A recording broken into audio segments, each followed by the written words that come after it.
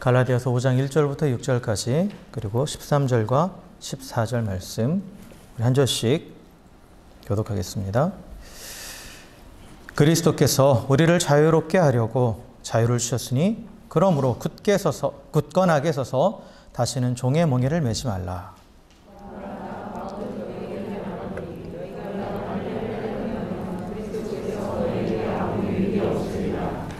내가 할례를 받는 각 사람에게 다시 증언하노니 그는 율법 전체를 행할 의무를 가진 자라.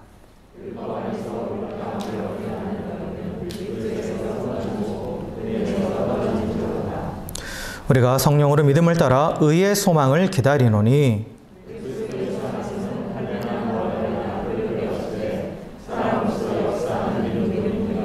13절 읽습니다. 형제들아 너희가 자유를 위하여 부르심을 입었으나 그러나 그 자유로 육체의 계를 삼지 말고 오직 사랑으로 서로 종노릇 하라.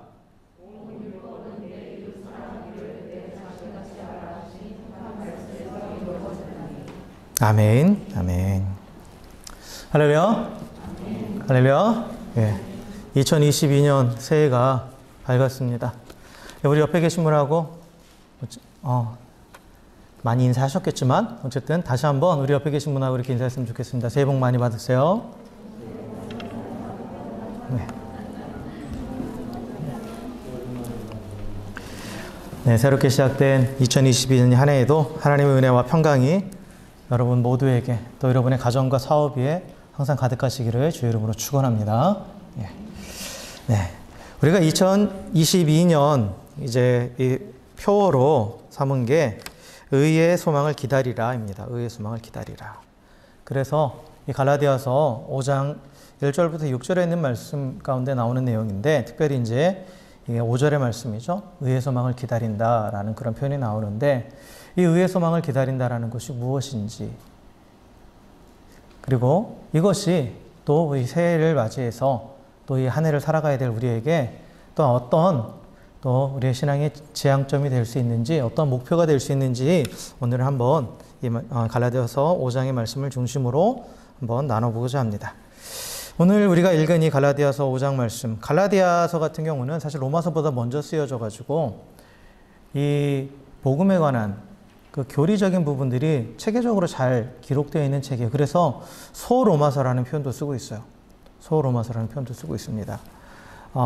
근데 이제 여러분들이 갈라디아서를 읽어보시면 아시겠지만 갈라디아서는 무엇에 대해서 계속해서 얘기하냐면 그리스도를 통해 하나님께서 이루신 참 복음이 있고 그리고 거짓 복음이 있다. 그런데 이 갈라디아 교회 사람들이 참 복음을 버리고 거짓 복음을 따라가려 하고 있다. 그래서 거짓 복음이 무엇인지, 왜 그것을 따라가려고 하는지, 그리고 그것을 버리고 참 복음으로 돌아와야 된다라는 것. 그것에 대해서 바울이 계속해서 강조해요. 그래서 이 이제 갈라디아에서 나오는 또 사람들 가운데 거짓 교사라는 표현도 나오거든요. 이 거짓 교사는 거짓 복음을 가르치는 자들을 말하는 거예요. 교회 안에 가만히 있는 거짓 선생들, 거짓 교사들에 대해서 얘기하는데 거짓 복음을 가르치고 있다. 그래서 너희들은 그 거짓 복음을 가르치는 이 거짓 선생들과 관계를 끊어버리고 다시 참 복음으로 내가 너희들에게 전해준 오리지널 복음. 한국에 보면 이제 순복음 교단이죠. 이게 순복음. 그래서 순복음이라는 게 참 좋은 표현이에요. 사실 좋은 표현입니다. 퓨어 가스펠이겠죠. 순전한 복음으로 돌아와라 라고 그렇게 강조하고 있는 말씀이 바로 이 갈라디아서입니다. 그래서 오늘 이제 갈라디아서의 5장 말씀도 이제 갈라디아서 이제 거의 마지막 부분인데 여기서도 동일하게 지금 그 얘기를 하고 있어요. 그 얘기를 하고 있습니다. 그래서 1절부터 4절까지의 말씀을 보면, 1절부터 4절까지 말씀을 보면, 이 바울이 이 거짓 복음을 따라가는 것이 결국은 어떠한 결과를 낳게 되는가라는 것을 가르쳐 줘요. 그래서 먼저 1절에 보면, 그리스도께서 우리를 자유롭게 하려고 자유를 주셨으니, 그러므로 굳건하게 서서 다시는 종의 멍에를 매지 말라라고 이렇게 말씀하시죠. 자유롭게 하려고 자유를 주셨다라는 표현. 그러니까 그리스도께서 우리를 구원하신 그 복음은 우리에게 자유를 준다라는 거예요. 근데 그 자유를 준다라는 것은 뭐뭐로부터 우리를 자유롭게 한다. 이거는 이제 해방의 의미죠. 뭐뭐로부터 해방시켜서 우리에게 자유를 주시기 위해서 복음을 주셨다라는 거예요. 그래서 구원이라는 것은 해방과 자유를 의미합니다. 해방과 자유. 그래서 뭔가로부터 매여 있는 상태에서 해방되는 거예요. 그리고 다시 거기에 매이지 않고 자유를 누리는 것. 이게 바로 구원이 가진 개념입니다. 본래 인간은 하나님을 거역하고 떠난 그 죄의 결과 무엇에 매였냐면 죄와 사망의 권세에 매어버렸어요. 그렇죠? 죄와 사망의 권세에 매어버리게 됐어요. 그리고 또한 세상 공중 권세 잡은 사단에게 매어버리게 됐죠. 본래는 하나님으로부터 독립하고자 하는 그러한 의도를 가지고 하나님을 거역했는데 하나님으로부터 독립은커녕 오히려 사단에게 매어버리는 그러한 결과를 초래하게 됐죠. 그래서 두려움 가운데서 종노릇하다가 죽을 운명이었어요. 원래 인간은. 그런데 하나님은 이 죄와 사망의 권세에 매여 있는 사단에게 매어서 죽음을 향해서 나아가고 있는 인간을 긍휼히 여기셨죠. 죄인들을 불쌍히 여기셨어요. 죄인들을 사랑하셨죠. 그래서 이 죄와 사망의 권세에 매여 있는 우리에게 자유를 주시기 위해서, 우리를 해방시켜 주시기 위해서 예수님을 보내주셨죠. 예수님을 보내주셨어요. 그래서 예수님께서 우리를 올가매고 있는 그 죄와 사망의 권세를 깨뜨리시기 위해서 십자가에서 우리 죄를 다 대신 짊어지시고 죽으셨죠. 죽으셨어요. 그래서 우리 죄의 값을 지불하셨죠. 그게 대속이라고 그랬죠. 대신 죄의 값을 지불해 주셨다. 그래서 대속하셨어요. 그리고 사망의 권세를 깨뜨리시고 부활하심을 통해서 그 모든 죄와 사망의 권세가 깨뜨려졌음을 확인시켜 주셨죠. 확증하여 주셨어요. 그래서 이제 누구든지 예수 그리스도 안에 있으면, 즉 예수님을 주와 그리스도로 고백하는 자는 누구든지 죄와 사망의 권세에서 해방된 자유인이 되었다고 그랬죠. 자유인이 되었어요. 그래서 성도는 자유를 얻은 자예요. 자유인이라고 말씀드렸죠. 자유인이에요. 그리고 자유인이 되었을 뿐만 아니라 그 신분이 이제 이전에는 죄의 자녀, 진노의 자녀에서, 마귀의 자녀에서 하나님의 자녀로 변화되었죠. 바뀌었어요. 신분이 바뀌었어요. 그 신분이 바뀐 결과 장차 뭐가 예비되어 있습니까? 영원한 하나님의 나라를 유업으로 받을 그 권리를 얻게 된 거죠. 권리를 얻게 된 거예요. 이게 바로 복음이에요. 이게 복음입니다. 죄와 사망의 권세에서 해방시켜 주셔서 참 자유를 주시고 또 하나님의 자녀가 되게 하셔서 장차 영원한 하나님의 나라를 상속받을, 또 하나님의 나라의 자녀의 권세를 누릴 그러한 자격을 얻게 하신 것이, 그렇게 변화시켜 주신 것이 바로 복음이라는 거죠. 그게 바로 복음이에요. 그래서 이제 바울이 지금 편지를 쓰고 있는 이 갈라디아 교회 성도들은 바울이 전한 이 복음을 듣고 믿었어요. 그래서 그들은 구원받았죠. 그래서 죄와 사망의 권세에서 해방되었어요. 그 자유를 얻었어요. 자유를 얻었어요. 그런데 이들이 지금 다시 종의 멍에를 메고 있다라는 거예요. 종의 멍에를 메고 있다라는 거죠. 바울은 너희들이 처음 받은 그 복음을 잘 간직하고 지켜서 굳게 해서 다시 종의 멍에를 메지 말라라고 지금 얘기하는데, 근데 이 말은 결국은 무엇을 보여주냐면 갈라디아 교인들이 지금 다시 종의 멍에를 메려고 하고 있다라는 거예요. 실제로 메고 있다라는 거죠. 메고 있다라는 거예요. 그런데 그들이 메고 있는 그 종의 멍에는 뭐냐? 율법의 멍에라는 거예요. 율법의 멍에. 그러니까 율법을 지켜야 된다. 율법을 지켜야 구원받는다라고 가르치는 거짓 교사들. 그 거짓 교사들의 가르침을 그대로 따라가려고 한다라는 거예요. 그대로 따라가려고 한다라는 거죠. 그래서 다른 복음이라는 건 어떤 거냐면, 복음으로 완전히 이 다른 복음이 되게 교묘한 게 뭐냐면 예수님이 십자가 복음을 부정하는 건 아니에요. 그런데 거기다가 뭔가를 애드업하는 거예요. 다른 것들을 애드업하는 거죠. 그래서 당시 이 거짓 교사들은 어떤 식으로 다른 복음을 가르쳤냐면, 예수님 믿고 구원받는 거 좋아, 필요해. 그런데 그것만으로는 불완전해 라고 말한 거예요. 그것만으로는 불완전하고 너희가 정말 구원받은 하나님의 백성으로 살아가기 위해서는 율법도 지켜야 돼. 그리고 율법에서 가장 대표적인 건 뭐냐? 몸에 새기는 믿음의 징표, 할례를 받아야 돼 라고 그렇게 주장했던 거예요. 그래서 너희들이 구원받는 것에 대해서 이런 식으로 단계를 만들어내는 거예요. 너희들이 먼저 할례 받고 유대인이 되어야 구원받아, 복음을 믿고 구원받는 거야 라고 그렇게 가르치는 거예요. 그러니까 교묘하게 복음을 지금 비튼 거죠. 이게 왜곡이에요. 왜곡. 왜곡입니다. 그게 결국은 이게 이단이에요. 사실 복음을 교묘하게 비틀어서 가르치는 게 이단이에요. 이게 거짓 교사고. 그러니까 얼핏 들으면 십자가 복음을 부정하는 건 아니니까 얼핏 들으면 그럴 수 있겠네, 맞네, 그치. 구원받았으니까 율법도 지켜야 되는 거지. 구원받기 위해서 율법도 지켜야 되는 거. 율법도 지키고 복음도 믿으면 더 좋은 거 아니야?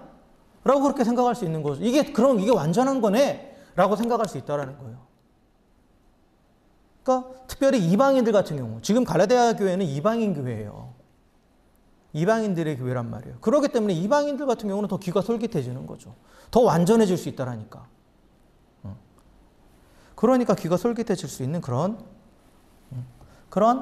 메시지였다라는 거예요. 그러니까 실제로 이제 바울이 갈라디아서를 전개해 나가는 거 보면 많은 사람들이 거기 넘어갔어요.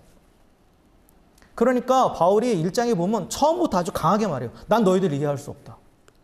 왜 진짜 복음을 놔두고 가짜 복음을 따라가느냐. 다른 복음을 따라가냐. 그러면서 강하게 그들을 질책합니다. 질책해요. 자, 그런데 아까도 말씀드렸지만 뭔가 좀 율법과 복음이 같이 간다라는 거, 그거면 귀가 솔깃할 만 하거든요, 사실. 그렇잖아요. 근데 그게 왜 잘못됐느냐? 그게 왜 잘못됐냐 하면은 복음의 완전성을 부인하는 거기 때문에 그런 거예요. 복음을 통해서 성부, 성자, 성령 하나님께서 행하신 구원의 완전성을 믿지 않는 거예요. 그러니까 이 말은 다시 말하면 예수님의 십자가의 사역, 그 복음, 그것으로는 부족해 라고 말하는 거죠. 그래서 결국은 그것은 복음을 버리는 거예요. 복음을 버리는 거라는 거죠. 성경은 분명하게 예수님께서 십자가에서 행하신 그 모든 것들은 율법의 마침이 되었다라고 말해요. 율법의 요구를 다 이루셨다라고 말해요. 그렇기 때문에 또 다른 율법의 요구가 거기에 가미될 수 없다라고 말합니다. 거기에 더해질 수 없다라고 말하는 거예요. 할례로 대표되는 그러한 율법의 요구가 더 더해져야만 구원받는다라는 말은 거짓이다라고 분명하게 우리에게 가르쳐주고 있죠. 그래서 복음이 아닌 이 할례로 대표되는 율법을 통해서 의롭게 되고자 하는 것은 그리스도 십자가를 무익하게 만드는 거예요. 쓸모없게 만드는 거예요. 쓸모없게 만드는 겁니다. 그리스도의 십자가를 쓸모없게 만든다라는 것은 하나님의 은혜, 십자가라는 그 은혜 자체에서 스스로를 떨어뜨리게 만드는 거예요. 스스로를 거기서부터 떨어지게 만드는 거죠. 그럼으로써 그리스도로부터 끊어지는 거예요. 예수님으로부터 끊어지는 거죠. 그리고 행함으로 구원받는다라는 잘못된 개념을 심어줘서 스스로 뭔가를 해야 된다라는 멍에를 매게 하는 거예요. 계속해서. 이스라엘 백성들이 당시 그 종교 지도자들이 주장했던 다 지켜야 된다고 주장했던 율법 총 613가지. 613가지를 지키는 것. 그거 지키는 것도 사실 불가능합니다. 인간적으로. 근데 문제는 뭐냐면 구원이라는 것은 그거 다 지켰다고 구원을 얻는 게 아니라는 거예요. 그것을 다 지켰다고 구원을 얻는 게 아니라는 거죠. 오직 예수 그리스도의 십자가의 구속의 사역을 믿는 자만이 구원을 받는 거예요. 그렇기 때문에 이 거짓 복음을 자칫하면 결과적으로 진짜 복음을 다 무너뜨려 버리는 거죠. 무너뜨려 버리는 거예요. 그래서 오히려 이 복음을 통해서 해방시켜준 그 이전 상태로 돌아가게 만든다라는 거예요. 돌아가게 만드는 거예요. 또다시 종의 멍에를 매게 만든다라는 거죠. 이전에는 확연하게 드러나는 세상이라는 사단의 권세나 이러한 종의 멍이었다면 이제는 교묘하게 틀어진 율법이라는 것에 매여 있는 종의 멍이, 그러한 종이 되게 만들어 버린다라고 바울은 그렇게 얘기하고 있어요. 그러니까 사단이 우리를 속이는 방법은 다양해요. 율법을 지키는 것, 그거 자체는 선한 거예요.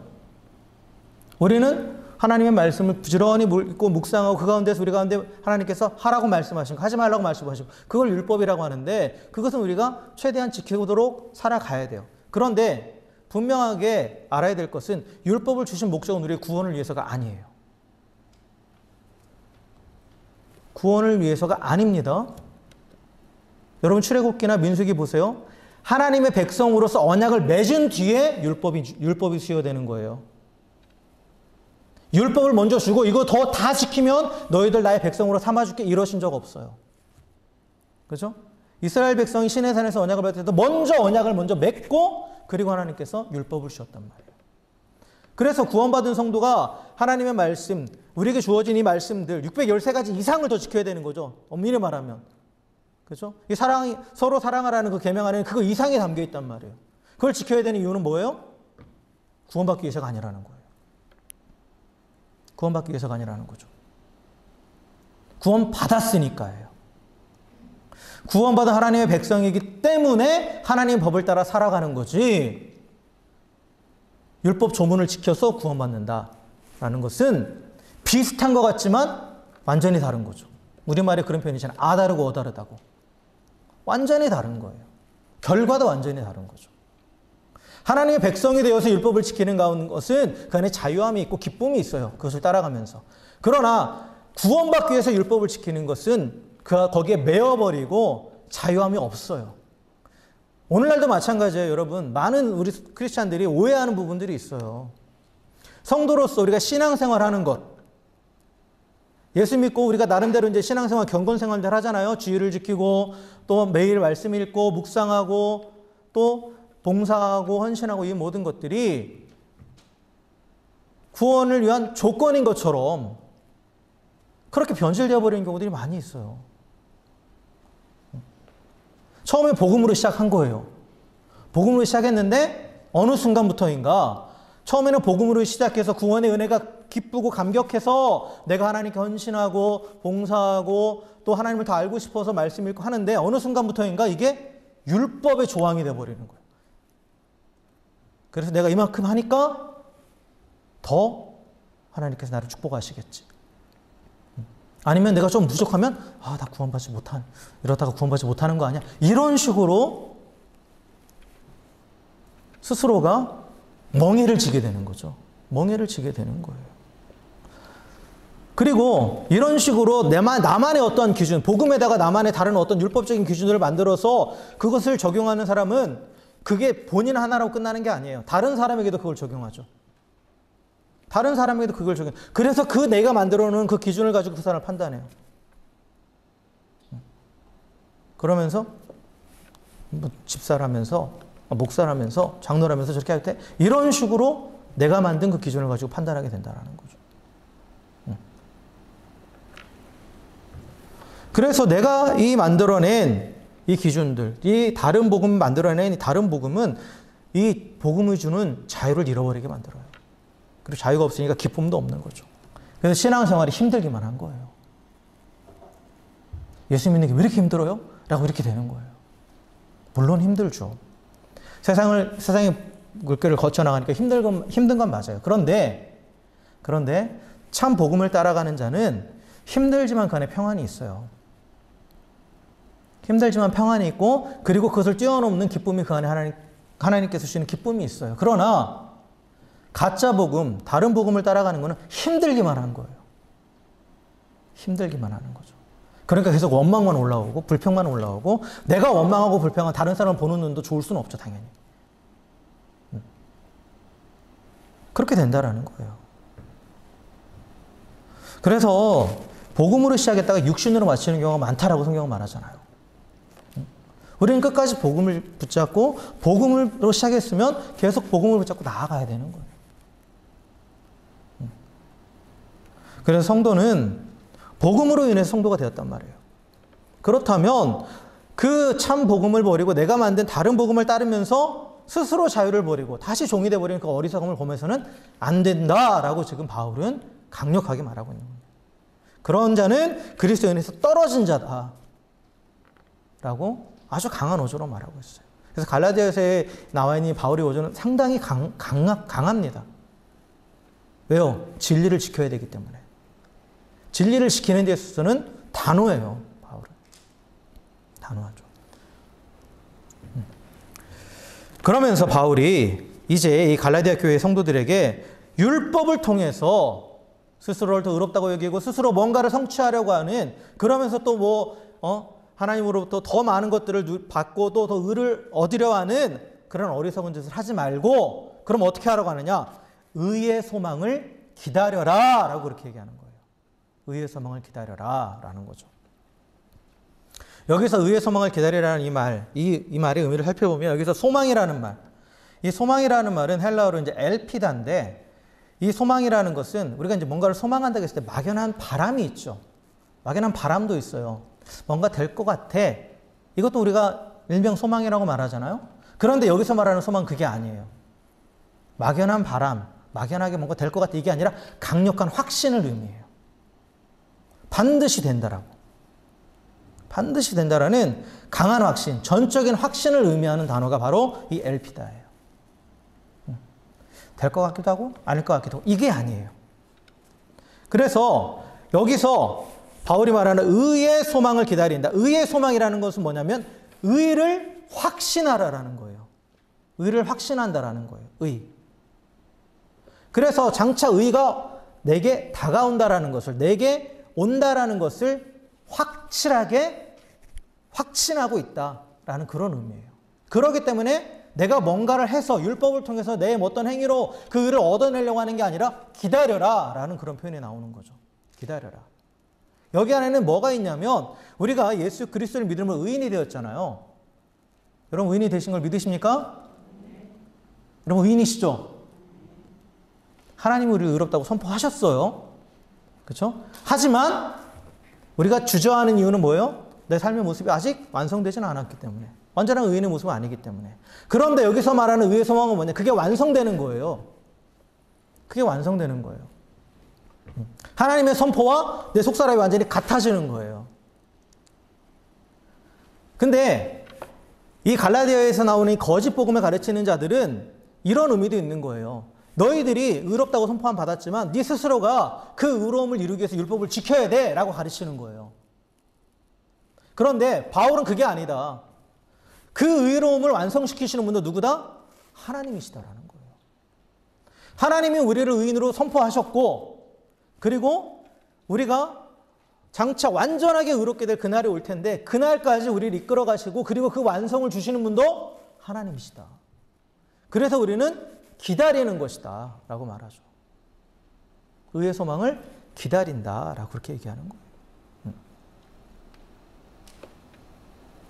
그래서 의라는 것은 크게 두 가지로 우리가 설명을 할 수 있어요. 제가 여러 번 강조드렸죠. 의라는 것은 하나님과 바른 관계라고. 그러니까 하나님과 바른 관계. 좀 전에 말씀드린 것처럼 하나님과 완전한 관계로 들어가는 거예요. 우리가 육신을 입고 있기 때문에 우리가 비록 의인이라서 하나님 관계에 열렸지만 그러나 우리가 하나님과 완전히 일치된, 완전히 연합된 삶을 살아가지는 못하잖아요. 솔직히. 그러잖아요. 우리 육신에 한계가 있기 때문에. 연약함이 있기 때문에 그러한 부분들이 완전히 해결되지는 않아요. 이거는 우리가 육신의 생명이 다하는 날까지 끊임없이 싸워나가야 되는 부분이에요.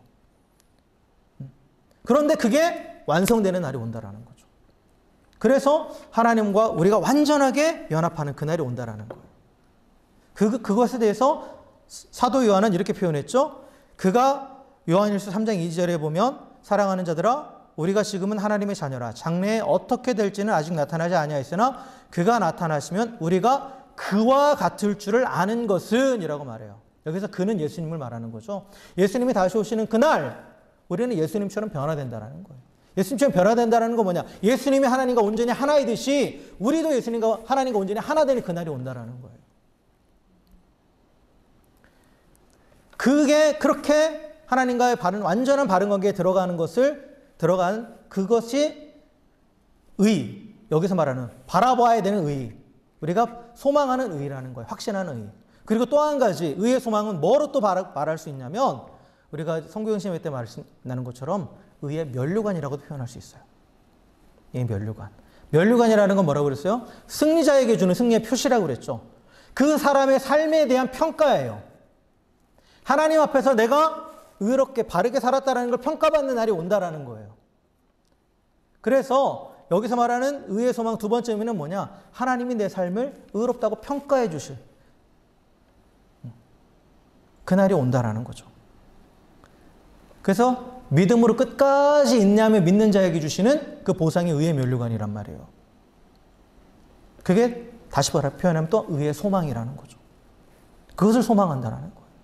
그것을 소망한다라는 거죠. 그래서 그날이 온다라는 거예요. 그 소망이 있다라는 거죠. 그 소망을 기다려라. 의의 소망. 그게 확실히 확정되어 있는 건데 아직은 나타나진 않았지만 그게 올 것이니까 그런데 그것이 오는 그날은 내가 뭔가 율법적으로 뭔가를 열심히 행하고 해서가 아니라 기다리는 자에게 그게 온다라는 거예요. 기다리는 자에게. 왜요? 그것도 하나님이 하시는 거니까. 우리를 의인이라고 선포하시는 분도 하나님이시고 우리를 지금 또한 의롭게 만들어 가시는 분도 하나님이시고 그리고 마지막 때 우리를 완성시키는 분도 하나님이세요. 철저하게 구원은 과거, 현재, 미래 모두 다 하나님의 사역이에요. 그럼 우리는 어떻게 하면 되냐? 그 의의 소망을 기다리는데 근데 그 의의 소망을 기다리기 위해서 해야 될 게 있어요. 우리가. 그건 뭐냐? 믿음을 붙잡는 거예요. 믿음을 붙잡는 거죠. 그래서 여기서 보면 바울이 5절에서 성령으로 믿음을 따라 의의 소망을 기다린다고 그랬죠. 믿음을 따라. 그렇죠? 여기서 믿음을 따른다라는 말은 믿음을 붙잡는다라는 의미예요. 믿음을 붙잡는다라는 의미죠. 그래서 이 의의 소망을 기다릴 때에 율법을 붙잡는 게 아니에요. 뭐를 붙잡는 거예요? 믿음을 붙잡는 거예요. 믿음을. 그런데 이때 우리가 붙잡아야 될 믿음에 대해서 다시 6절에서 바울이 얘기하죠. 그리스도 예수 안에서는 할례나 무할례나 효력이 없을 때 사랑으로서 역사하는 믿음뿐이라 라고 다시 한번 얘기하죠. 그래서 의의 소망을 기다릴 때 붙잡아야 될 믿음은 뭐냐? 사랑으로서 역사하는 믿음이라는 거예요. 사랑으로서 역사하는 믿음. 율법은 아무 효력이 없다라는 거예요. 율법을 붙잡아서는 의의 소망을 우리가 온전히 기다릴 수 없다라는 거예요. 오직 사랑으로서 역사하는 믿음을 붙잡을 때 우리가 의의 소망을 끝까지 기다릴 수 있고 그 의의 소망이 우리에게 실제가 되는 그날이 온다라는 거죠. 그날이 온다라는 거예요. 그래서 사랑으로서 역사하는 믿음이라는 말은 영어 성경이나 원어적으로 보면 사랑으로 표현되는, 사랑으로 나타나는 믿음이에요. 사랑으로 나타나는 믿음. 그래서 사랑으로 나타나는 믿음을 붙잡을 때 우리가 의의 소망을 기다릴 수 있어요. 의의 소망을. 근데 이 사랑으로 나타나는 믿음, 이 부분을 제가 아마 한 10월 정도에 한번 그 설교를 한번 했던 것 같은데, 로마서에서 믿음으로 믿음에 이르게 한다라는 말을 했을 때, 구원받는 믿음과 사랑으로 역사하는 믿음이 어떻게 연결되는가? 우리가 처음 의인으로 하나님께서 우리를 구원하시고 우리를 의인으로 선포하셨을 때 우리는 예수 그리스도 복음을 믿는 믿음으로 구원받았잖아요? 그렇잖아요? 근데 그 구원받는 믿음이 어떻게 사랑으로 표현되느냐? 어떻게 사랑으로 나타내냐고 했을 때 구원의 개념을 다시 한번 우리가 짚고 들어가면 뭐라고 그랬어요? 구원은 하나님과 우리의 관계의 회복이라고 그랬죠. 하나님과 우리의 관계의 회복이에요. 하나님과 관계 회복이라는 것은 그것은 다시 말하면 뭐예요? 하나님과 우리가 어떤 관계가 됐다? 사랑의 관계가 됐다라는 거예요. 예전에 하나님이 일방적인 사랑이었다면 이제는 우리도 하나님을 사랑할 수 있게 된 게 구원이에요. 구원의 결과죠. 그렇죠? 그렇기 때문에 우리가 믿음을 통해서 구원받았는데 그런데 그 구원의 결과는 사랑의 관계란 말이에요. 그럼 그 믿음이 결국은 뭐로 연결되는 거예요? 사랑으로 연결되는 거죠. 그래서 구원받는 믿음은 결국은 뭐로 연결된다고요? 사랑으로 나타나는 믿음으로 연결되는 거예요. 그래서 우리도 하나님을 사랑할 수 있게 됐다는 거죠. 그래서 하나님을 사랑한다 고백하잖아요, 이제. 그리고 하나님을 사랑하기 때문에 하나님과 함께하기 원하잖아요. 그죠?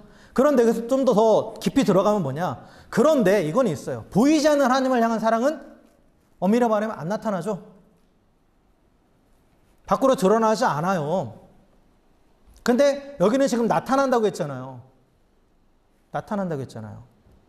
그럼 어떻게 나타날까요? 보이지 않는 하나님을 향한 사랑은 뭐로 나타나는 거예요? 잘 아시죠? 뭐예요? 보이는 이웃을 향한 사랑으로 나타나는 거예요.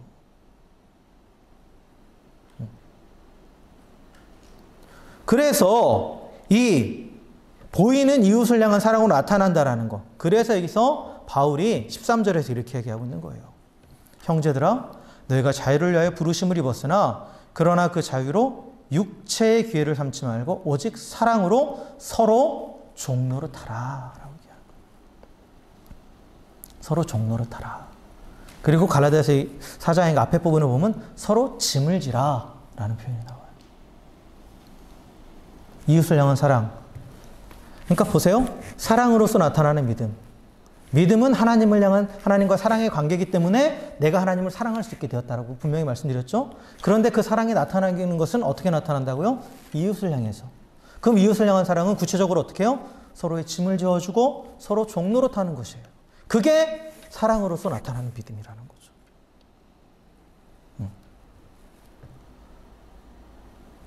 보세요. 종의 몽에를 매지 말라고 그랬어요. 근데 앞에서는. 근데 13절에서 뭐예요? 서로 종노릇하라고 그러죠. 율법에 매이는 종의 멍에는 되지 말아라. 그러나 사랑을 따르는 서로 종으로서 사랑을 따르는 삶을 살아라는 거죠. 사랑을. 그래서 자유의 상태. 근데 그 자유를 가지고 다시 율법의 멍에를 매는 그런 종이 되지 말고 그 자유를 가지고 하나님을 사랑하기 때문에 이웃을 사랑하는, 그래서 이웃에게 종노릇하는 그러한 종이 되라 라고 바울은 그렇게 가르치고 있는 거죠. 그래서 사랑으로 서로 종노릇하는 것은 내가 하나님을 사랑하기 때문에 더 이상 자기중심적으로 살지 않는다라는 거예요. 하나님 중심 또 이웃 중심으로 사랑하는 거죠. 사랑하는 거예요. 그래서 하나님과 이웃을 섬기는 삶이죠. 이게 사랑으로 역사하는 믿음이고, 그리고 이 사랑으로 역사하는 믿음은 결국은 율법의 완성이라는 거예요. 그죠? 14절에 보면 온 율법은 내 이웃을 사랑하기를 내 자신같이 하라 하신 한 말씀에서 이루어졌다라고 선포하죠. 그죠? 너희들이 그렇게 지키려고 애쓰는 그 율법 조항에 있는 게 아니다. 그걸 지키는 것은 뭐로 완성된다? 사랑으로서 역사하는 믿음으로 완성되는 것이다 라고 그렇게 바울은 얘기하고 있죠. 사랑하는 성도 여러분, 우리는 예수 그리스도의 복음을 믿고 구원받은 하나님의 백성이 되었습니다. 그래서 의인이 되었어요. 그러나 우리는 계속 머물러 있는 게 아니죠. 그렇죠? 우리에게 뭐가 있습니까? 의의 소망이 있어요. 의의 소망이 있어요. 우리의 현실적인 문제들, 현실적인 연약함 때문에 분명히 하나님이 선포하신 의인과 내 삶 사이에 괴리감이 있을 수 있습니다. 그건 누구에게나 있는 거예요. 그러나 우리에게는 그 모든 거리가, 그 모든 괴리가 사라질 그날이 온다라는 의의 소망이 있어요. 그렇죠? 우리는 그 안에 지금 살아가고 있다는 거죠. 결국 의의 소망을 기다리는 나라는 것은 뭐냐? 구원받은 하나님의 백성의 현재의 삶을 표현하는 거예요. 지금 어떻게 살아갈 것인가? 이제 또 새롭게 한 해가 시작됐는데 이 한 해를 또 우리가 어떻게 살아갈 것인가? 우리는 계속해서 의의 소망을 기다리며 살아가는 거예요. 계속해서 의의 소망을 기다리며. 그리고 이 의의 소망을 기다리기 위해서는 어떻게 하라고요? 믿음을 붙잡아라. 믿음을 붙잡아라. 율법의 행함에 어떤 조문에 거기에 매이지 말고 믿음을 붙잡아라라고 하죠. 근데 그 믿음은 우리가 처음 구원받은 믿음부터 다 연결되는 거예요. 그렇죠? 사랑으로서 역사하는 믿음은 사실 우리의 구원도 사랑으로서 역사하는 그 믿음으로 인해서 구원받은 거죠. 하나님의 사랑으로 인해서 우리가 구원받은 거예요. 그것을 믿는 믿음으로 구원받은 거예요.